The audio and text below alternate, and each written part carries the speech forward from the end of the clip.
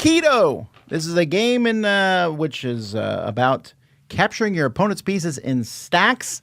Let's take a look. In this game, you're going to have pieces that are marked 1, 2, and 3 that are randomly put on your side of the board. On your turn, you move a piece or a stack of pieces.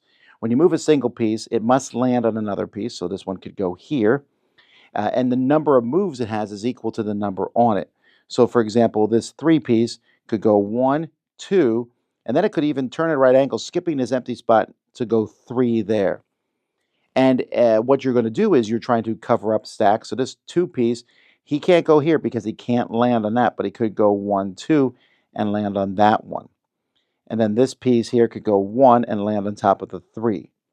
Now this 2 piece here maybe wants to land on top of this stack, but he's going to have a hard time doing that. But he could go 1. No, he couldn't move there. So you're going to be kind of trapped as time goes by. You're going to have to move your stacks. This one can't go here, but it could go and land on top of that one because a stack can land on top of another stack. And you can move again, 1, 2, or 3, but when you move, you bounce around. At some point, there's going to be no more legal moves left for one of the player, and at that point, the game is over. And you'll take all the discs under each stack, and they're all going to be worth the points equal to the number on the top. So these would all be worth 3. All these discs would be worth 1 and 2, etc. And whoever has more points is the winner. There's also an alternate way you can play where you just put out the disc randomly on the board to start anywhere. Hokito is very similar at first blush to a very popular game, a game that won the Games Magazine Game of the Year 20 years ago, called Devon. That's right. Which is a very similar game where you're making stacks of pieces. That one had some very different rules. You could move a piece equal to the number of pieces in the stack. You had to connect to 3 red pieces, which were life points, and if you didn't, your piece died. Things like that. But this reminded me of that because you're, again, moving stacks around. This has some really... Other than that, though, I don't know if this feels like almost anything else. It has a very elegant rule set, and it does feel like it takes some ideas from other things we've seen. If you've played a lot of abstracts, I don't think necessarily you'll find anything in here where you go, well, I've never heard of, when the game ends, you take all the stacks of the same kind and stack them, and the tallest wins. Sure. We've seen that. We've seen restricting boards, that the board shrinks in this game. We've seen that, but it's a really good mixture of well-known, well-implemented rules that gives you a very clean, very tense, and wonderful evolution through a single game session. The game begins with that sort of, just some quick eating up of the board, and then shifts to that feeling of things becoming isolated, which you want to be careful about because then it's powerful, but it has no motion. You also want to be careful that thing doesn't get taken over because then you lose that entire stack you've worked on. There's some great moments here where you can definitely feel clever, whether that's you or the game is incredibly well put together and helps you feel clever. It doesn't matter. If you feel clever, you feel clever.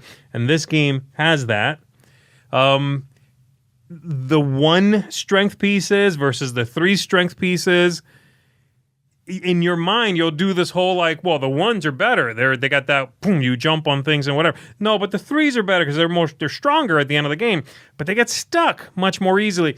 It's so good. Yeah, when me and my son first played this, the first game, we just said, I'm going to kill every opponent 3 I can see. Yeah. Because I don't want you scoring a stack of 3 pieces. But that doesn't matter because if you're doing the same to me, then it goes down to 2s and 1s. But you find very quickly, I want your 1s gone because it's sitting right there and it can take, if I put that stack next to you, you're taking it. The 3, you have to be able to bounce a few times.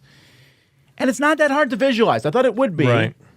But while it's not hard to visualize, you can miss that perfect move. Yeah.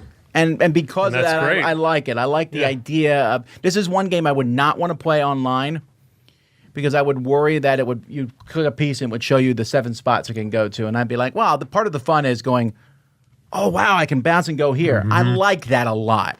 I think the only weird rule in this one, and weird as in it's hard, you have to remember, you have to have it ever present, is the idea that a single piece can jump on a single piece, no matter what the number is on top. And a stack, no matter how tall, at least 2, can jump on any stack, no matter how tall. And you can't mix those. You cannot mix those 2 things. You cannot have a stack jump on a single piece, which you're going to want to do.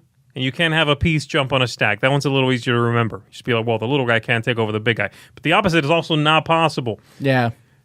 So that's tricky. You gotta get that in your head. But once you do, the game almost becomes halfway through. It'll feel like two games being played on the same board. I love that. That's very interesting. And you can convert a piece to play on the other game.